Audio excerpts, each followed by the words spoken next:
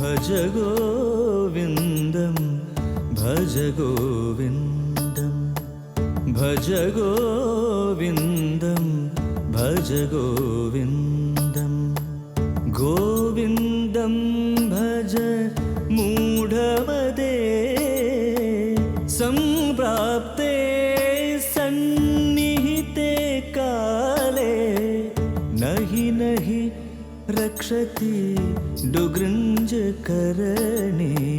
ഭജ ഗോവിന്ദം ഭജ ഗോവിന്ദം ഗോവിന്ദം ഭജ മൂഢമതേ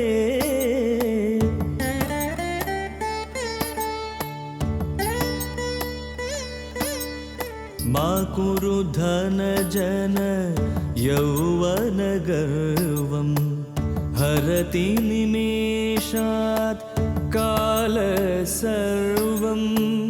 മാ കുരു ധനജന യൗവനഗർവം ഹരതി നിമേഷാത് കാലസർവം മായാമയമിദം അഖിലം ബുദ്ധ്വാ ബ്രഹ്മപദം ത്വം പ്രവിശ വിദിത്വാ ഭജ ഗോവിന്ദം ഭജ ഗോവിന്ദം ഗോവിന്ദം ഭജ മൂഢമതേ മാ കുരു ധനജന യൗവന ഗർവം മാ കുരു ചെയ്യരുത് അഹങ്കാരം ചെയ്യുന്ന വെച്ചാൽ അഹങ്കരിക്കരുത്. എന്തിൻ്റെ അഹങ്കാരം? ധനജന യൗവനം, ധനത്തിലുള്ളതായ ഗർവം. ഞാൻ വലിയ പണക്കാരനാണ്, എന്നോളം പണമുള്ള ആളുകൾ ആരുമില്ല, അതുപോലെ എനിക്ക് ബന്ധുജനങ്ങളുടെ ബലമുണ്ട്, ധാരാളം ആളുകൾ എൻ്റെ സുഹൃത്തുക്കളായിട്ടുണ്ട്, എന്നെ രക്ഷിക്കാൻ ആളുണ്ട്, എനിക്ക് സഹായിക്കാൻ ആളുണ്ട് എന്നൊക്കെ വിചാരിക്കും. അപ്പോൾ അഹങ്കാരമാണത്. അതുപോലെ യൗവനം, ഞാൻ യുവാവാണ്, എനിക്ക് നല്ല സൗന്ദര്യമുണ്ട്, ശരീരത്തിന് ശക്തിയുണ്ട്, എന്തും ചെയ്യാൻ എനിക്ക് കഴിയും എന്ന് യൗവനത്തെക്കുറിച്ചോ ജന സഹായത്തെക്കുറിച്ചോ അതുപോലെ തന്നെ സമ്പാദ്യത്തെക്കുറിച്ചോ നീ ഊറ്റം കൊള്ളേണ്ട കാര്യമില്ല.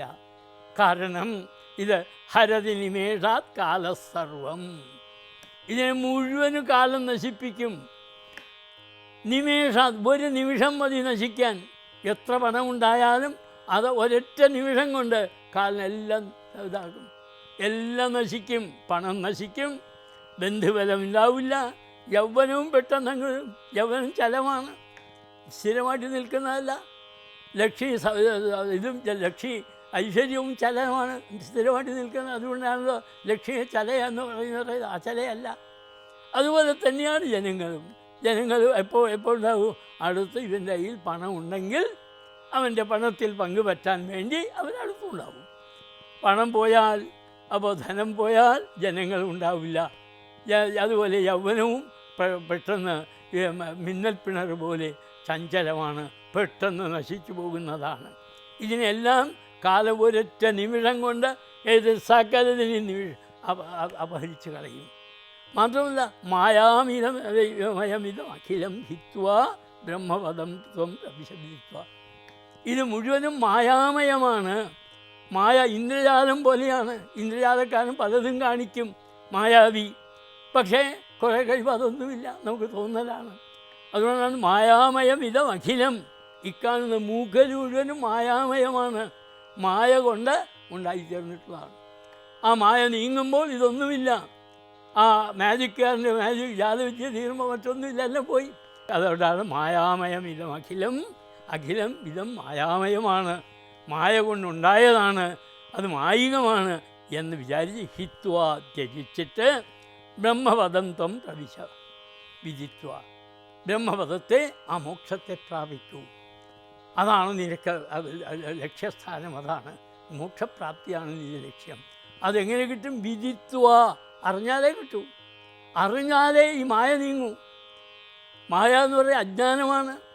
അജ്ഞാനം അല്ലെങ്കിൽ അവിദ്യയാണ്. അവിദ്യ എപ്പോൾ നീങ്ങും? വിദ്യ കൊണ്ട്. അതിനാണ് വിദിത്വ എന്ന് പറഞ്ഞത്. വേദന ഉണ്ടാകുന്ന എങ്ങനെയെന്നാണ് മുൻപ് പറഞ്ഞ പോലെയാണ്. ശ്രവണം, മനനം, നിധിധ്യാസനം, ഇതിൽ കൂടിയാണ് വേദന ജ്ഞാന സാക്ഷാത്കാരം ഉണ്ടാകുന്നത്. ആദ്യം കേൾക്കണം, ഗുരുവിൻ്റെ അടുത്ത് നിന്ന് തത്വം കേൾക്കണം, കേട്ട് മനസ്സിലാക്കി അത് കഴിഞ്ഞ് സ്വയം ചിന്തിക്കണം. സ്വയം ചിന്തിച്ച് സാധക ബാധക യുക്തികൾ ഉപയോഗിച്ച് താൻ ധരിച്ചത് ശരിയാണ് എന്ന് രണ്ടാമത്തെ ഘട്ടത്തിൽ ഉറപ്പ് വരുത്തണം. ഉറപ്പ് വന്നതിന് ശേഷം അതിനെക്കുറിച്ച് ബ്രഹ്മഭാവന എന്ന് പറയും, ഏകാഗ്രമായിട്ട് ചിന്തിക്കുക. അപ്പോൾ ശരിയാണ്, അപ്പോഴാണ് വേദന ഉണ്ടാകുന്നത്, അതാണ് സാക്ഷാത്കാരം ഉണ്ടാകുന്നത്. ആ സാക്ഷാത്കാരം ഉണ്ടായാൽ അവിദ്യ പോയി, അവിദ്യയാകുന്നതായ മറവ് നീങ്ങി. അവിദ്യയായ മറവ് നീങ്ങുമ്പോൾ സ്വയം മനസ്സിലാകും നീ ഇന്നതാണ്. ബ്രഹ്മപദം വെച്ചാൽ പ്രാപ്യസ്ഥാനം. ബ്രഹ്മം പ്രാപ്യസ്ഥാനം എന്നല്ല, ബ്രഹ്മമാകുന്ന പദം സ്ഥാനം, മോക്ഷം. അതിനെ നീ അതിൽ പ്രവേശിക്കൂ, അതിൽ ലയിക്കൂ. പ്രവേശിക്കുക, ലയിക്കുക. ഞാൻ മുമ്പ് പറഞ്ഞ പോലെ ആ കുടത്തിലെ വെള്ളം സമുദ്രജലത്തിൽ ലയിക്കുന്നവർ ലയിക്കും. അതൊക്കെ എപ്പോഴും ഒരു വിധിത്വ എന്നാണ്. ജ്ഞാനം കൊണ്ട് അജ്ഞാനം നശിക്കുമ്പോൾ ഞാൻ സ്വയം സച്ചിദാനന്ദ രൂപനാണെന്ന് മനസ്സിലാക്കുമ്പോൾ ആ ബ്രഹ്മത്തിൽ തന്നെ ലയിക്കും. അതാണ് വേണ്ടത്. അതുകൊണ്ട് ഇത് ആദ്യം വേണ്ടത് അഹങ്കാരം ഉപേക്ഷിക്കുക.